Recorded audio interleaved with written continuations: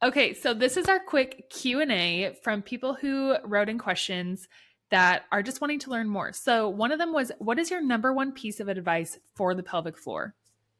I think I would say learn about your pelvic floor and go see someone so that you can learn what your pelvic floor needs, whether there's some tension, whether there's some weakness, whether there's some incoordination. So if you want to learn more about your pelvic floor, go see someone. That is how you're going to be able to get the best assessment of what's going on for you. Awesome.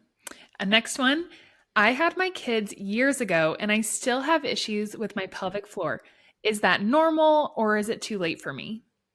So I would say if you're recognizing things that don't feel normal to you, they're probably not. And we're going to say quote unquote normal. There's a whole wide range of normal. But if something is bothering you, go see someone about it. And we chatted a lot about it in the podcast. It's never too late. Our bodies are adaptable. Our muscles can get stronger. Our muscles can learn how to relax.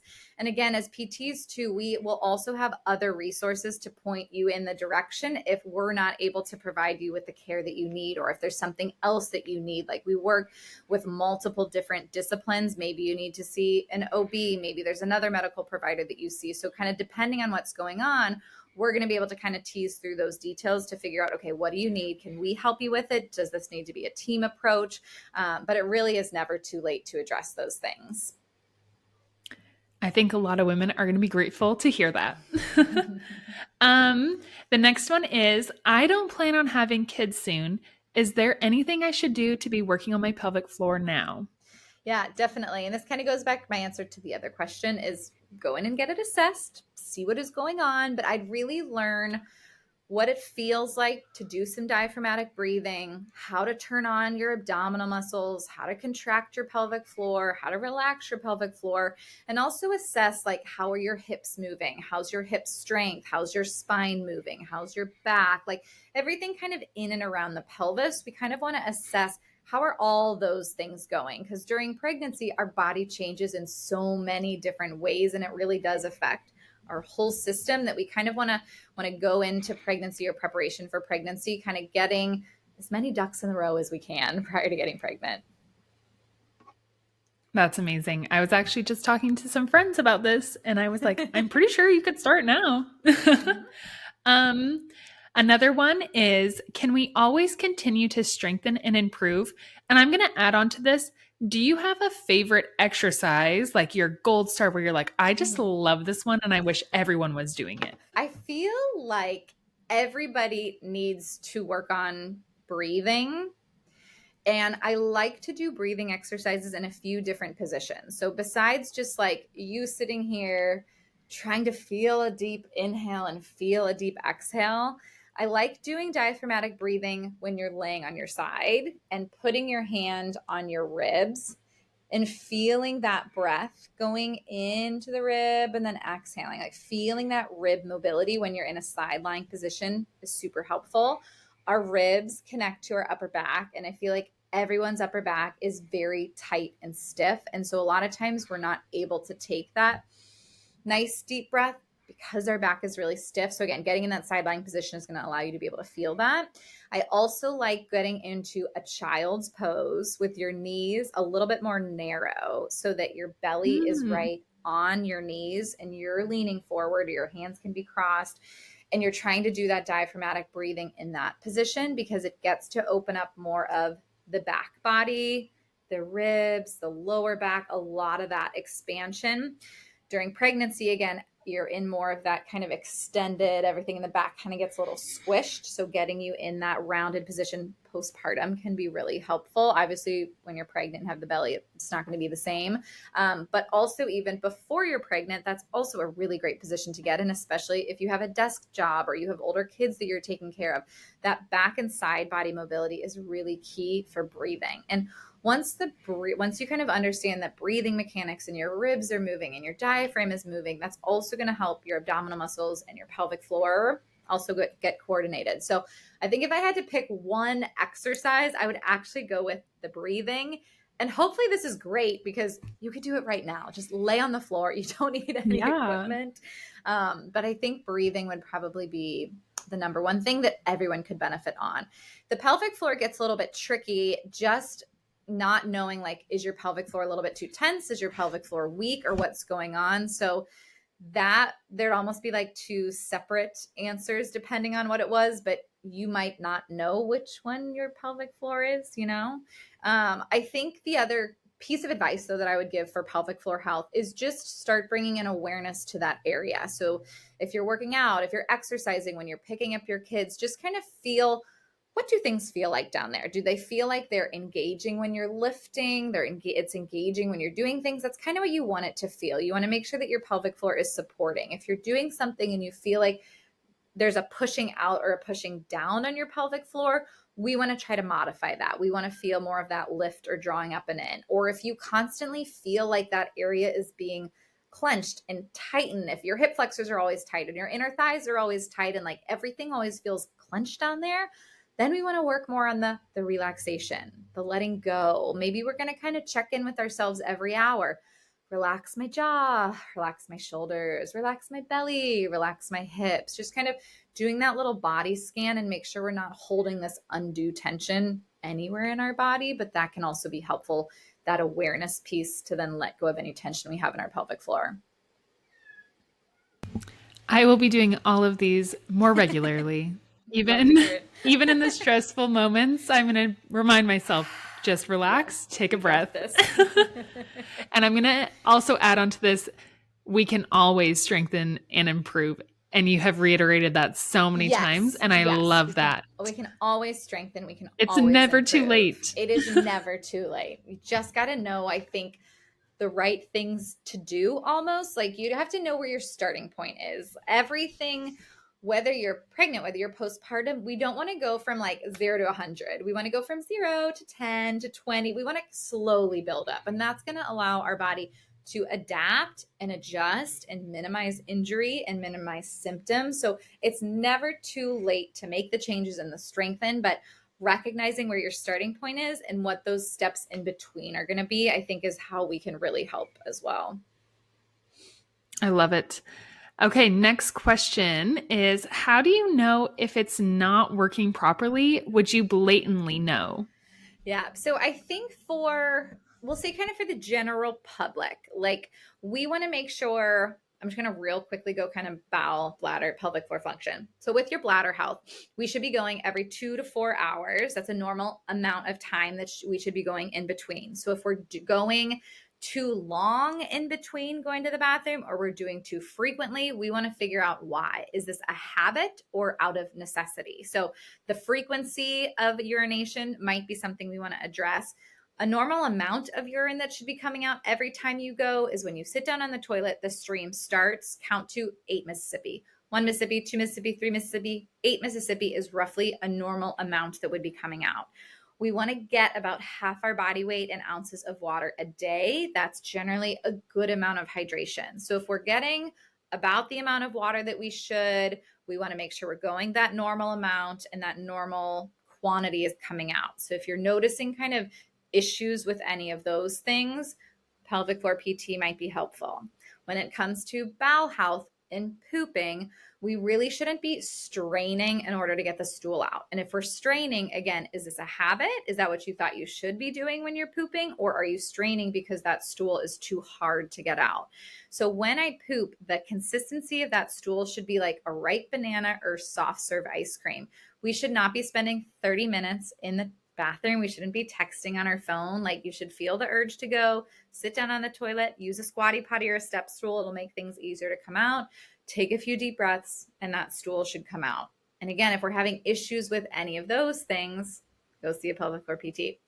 As far as your pelvic floor goes and kind of knowing and having red flags, I think just having either pain is in your pelvic floor, in and around this area, whether that is kind of related to the time of the month, if you're having really bad period cramps, and pain that's so bad that like you have to miss school, you have to miss work. Those are things a pelvic floor PT can address and then also kind of point you in the right direction for why that might be happening. So definitely pain, pressure, heaviness, the feeling like something is falling out.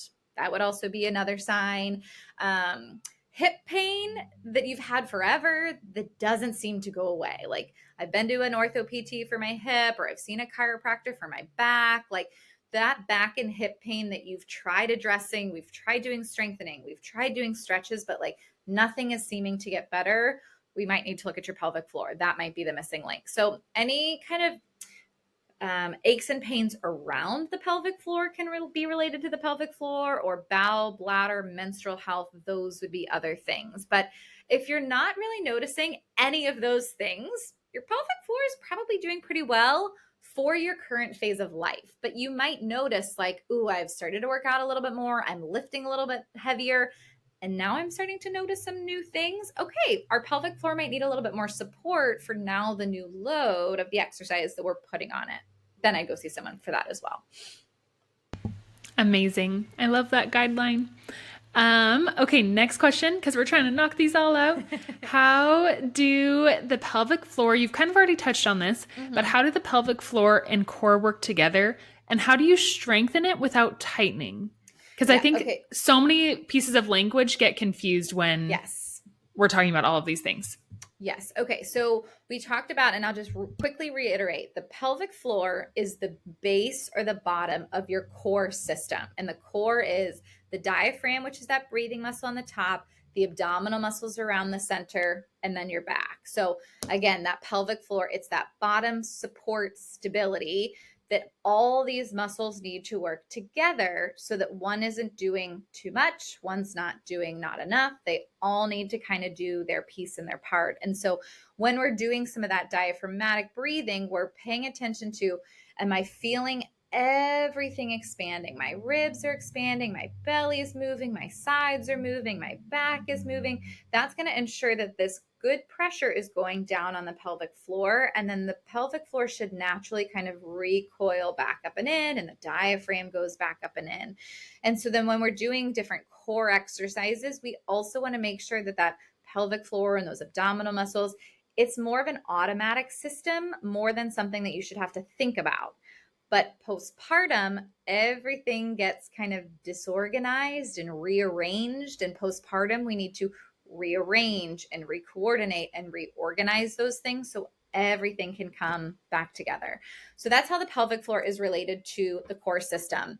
When it comes to strengthening the pelvic floor without creating tightness or tension, I think the best way that I can explain it as, when I'm doing an exercise, take a squat, for instance, I want my pelvic floor and abs to turn on just the right amount for the load that I'm lifting. So say I'm squatting down to like pick up my purse. My pelvic floor and abs don't really need to turn on a whole lot because that load isn't very heavy. Say I'm going to lift like my baby's car seat, or I'm going to lift the stroller up into the car, then I do want my pelvic floor and my abs to turn on a little bit more when I'm doing those things to be able to support that additional load and pressure. I find it easier though for my patients to think of it from a breathing perspective instead of thinking like, I need to squeeze my pelvic floor, I need to turn my abs on, and I'm going to lift up and in. Just focus on the breathing. I'm going to bend down to pick something up, and I'm going to exhale and lift. When I do that forceful exhale, it's going to help my abs and my pelvic floor to all turn on together. So it's kind of an easy way to make sure that we're getting that engagement. But back to our squats, I don't want to squeeze my pelvic floor the whole time I'm doing a squat or the whole time I'm going on a run. It goes back to my pelvic floor should work reflexively. It should turn on when it needs to, and then it turn off when it doesn't need to be on. So if you feel like your pelvic floor is constantly in a tense state, the goal is going to be more to work on the relaxation before we do the strengthening. So it's not like if your pelvic floor is already tense, you need to do more Kegels. You might need to relax things. And again, if I haven't made this clear, not everybody needs to do Kegels. It's not something that we have to do. There is, I believe, a time and a place to do them, but that's not kind of the end all be all. That's not your postpartum recovery is just do Kegels. There's a time and a place for those. So hopefully that answers the question of like how we need to engage and how not to engage so that we're not creating that excess tension there. I love all of that because I think that was really vital for me was just figuring out how to use my breath, especially when I started lifting again, was Mm-hmm. remembering, okay, this is how my breathing can help. And it is so like I do it now every day. And my boys are not lightweight boys. Like they are, Yes. I'm lifting like 60 pounds Mm-hmm. if I just have both of them in my arms. And it's not like they're easy, like racked up They're little nice on my alligators back. too. Yes. So it has been really great to like really learn about how important and vital breathing can really be Mm-hmm. in just making sure you're all working well together. Yeah, and I'd like to remind moms too, the natural tendency is for us to hold our breath when we're lifting something heavy. It's kind of that natural mechanism for us to be able to lift a load when we don't have the strength, which again Mm-hmm. is common postpartum. But even notice like when you go to get out of bed, when you're going to stand up, when you're picking up a crock pot, like when you're doing those things, are you still kind of holding your breath to do it? Let the breath flow, let it breathe. It is so much easier to lift things when we are exhaling and using that effort in that way versus trying to just hold everything nice and tight. It's much harder to do those activities. So I'm glad you gave that example. And not holding, I found that sometimes I'm like, am I tense because I'm worried that I'm going to Yeah. stand up and be like, oh my goodness, something's wrong now? But I'm like, it's okay. Just relax. You know how to bend over, you know how to squat down. It's You going to know how be to do okay. this. Yep. Okay, one of the last questions is, and you've touched on this a little bit, is how do you stay relaxed while using your muscles in the right order and flexing enough to support your body, especially in a C-section? So this is more like C-section specific now. Yep. So I would say with a C-section, I think I see a lot of moms, and again, I'm going to give more of the postpartum example. They're almost over engaging their muscles. So like when you're first recovering and first rehabbing and we're doing some of the basic core stuff, when I'm telling you to turn on your abs, the goal isn't to like clench and squeeze and like flex your abs. So I'll try to use this as an example. So when I tell you to turn on your abs, again, you're not like ooh, squeezing and clenching. You're trying to feel more of a tensioning. So I give the example kind of trying to pull my hip bones together. I'm trying to zip things up. I'm trying to kind of create tension and firmness, but I'm not like squeezing and tightening. And this sensation is very subtle. I think for a lot of moms, they're like, am I doing anything? Is this what you want me to do? And I'm like, yes, that's exactly what you want to do. So when you're feeling for those muscles, let's use this, if you find your two hip bones in the front and come just in a little bit where your abdominal muscles are and kind of sink your fingers in, when you go to turn on those deep muscles and you're imagining you're pulling those hip bones together or you're feeling kind of the zipping up sensation, you should feel your abdominal wall pull in and the sensation under your fingers should feel firm. Like if you feel what a trampoline feels like, it's firm. If you're feeling and you're kind of just feeling like Play Doh, everything is feeling squishy, you're probably not getting that firmness. But it's not going to feel like if I put my hand on my bicep and I flex and you can like see my whole muscle pop up, that's not what you're feeling for. You're feeling for like just the subtlest little activation. That's all you're trying to get in that early phase when you're doing those really simple exercises. But as you continue to progress and say you're doing something like a bird dog or a dead bug exercise, like you're laying on your back, you're extending your legs out and your arms are moving, that is going to require more activation. We need those muscles to turn on even more to support your body in kind of that lengthened position. So when you're turning your muscles on, then you want to feel a little bit more of an activation. So remember, your abdominal muscles can kind of dial up and dial down in the intensity. When we're first starting, we want that dial to be again like 20%, maybe 25%. Then as we go to harder exercises, we need to turn that dial up a little bit further so we're getting more of an activation. But this doesn't mean we're holding our breath and we're flexing. We still want to breathe through that exercise while we're turning those muscles on. And I will say this is very challenging. Like this is something that I work over and over and over and over again with my moms as they come in through every different phase. Because every new exercise you do, it's going to feel a little different. We're going to turn things on a little bit differently. And trying to remember too, we're not aiming for perfection. We're not going to like perfectly like breathe and turn my abs in and turn my pelvic floor on like perfectly, but we want to aim for trying to have good form, meaning my breath is flowing, my abs are turning on, my pelvic floor is turning on for the load that we're giving it. Does that answer the question, I think? I think it totally does. And I Okay. love that you say it takes time. Like you're not Oh, going from 0 yes. to 100. It's this little, you're like going to 0 to 20 and 20 to 30. Cause I remember when I first saw, after my second, I went and saw a PT and things were feeling good and whatever. Mm-hmm. But I remember doing the exercises and she's like, okay, now engage this part. And I couldn't. And I thought, Uh-huh. oh my goodness, something's wrong with me. Like, this is it. I knew there was going to be something wrong. And she was so great. And she's like, look, you just had a baby like 6 weeks ago. These have not been turned on for a long time. Yes. It's going to take time to get it all working together. And I thought, okay, I'm going to be all right. Yeah. And it is, I think, sometimes helpful. Like if you've had an injury, like if you've had an ACL surgery or if you've had a knee surgery, kind of that same process should be applied to birth. Like we can't expect our bodies to bounce back. Or even if like you've had an ankle sprain and like you've gone through that, oh, I'm hobbling around and okay, now I can walk. Okay, now I'm doing a little strengthening. Okay, now I'm getting back to running. Like everything is happening so step by step.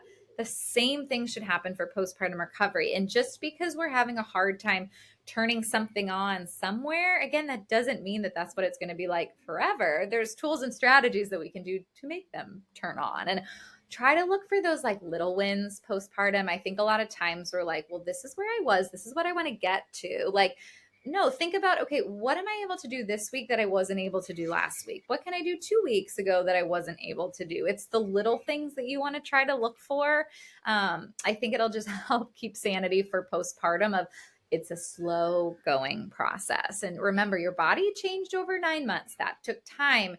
It's nice to be able to visually see kind of the belly growing, but it's not like we're going to be able to kind of see everything sucking back up and in just as quickly the other way. But again, it just takes time. I am so grateful you said that because it is just so hard sometimes, but it's a good reminder to be like, I just need to be patient and grace with my body. And you're doing all the come back. doing all the things. You're doing all the things that you need to. You don't need to be doing anything more. We're trusting the process and we're doing all the things. Yes. Well, thank you so much. I know that a lot of women are going to be just so pleased and just very grateful for all the things that you have said because it has been really so amazing to listen to all your insights. Thank you. It was such a pleasure. I love chatting about pelvic health. Like I mentioned before, if we want to do a part 2, I am more than happy to delve into any of these particular topics as well. But thank you so much for having me.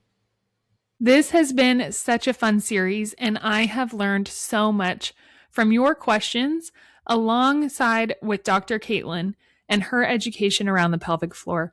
I am so grateful that we have the education and that social media has brought her into my life because it has prioritized the pelvic floor for myself. And I feel like I have recovered and continue to grow with my education around the pelvic floor and my health in general.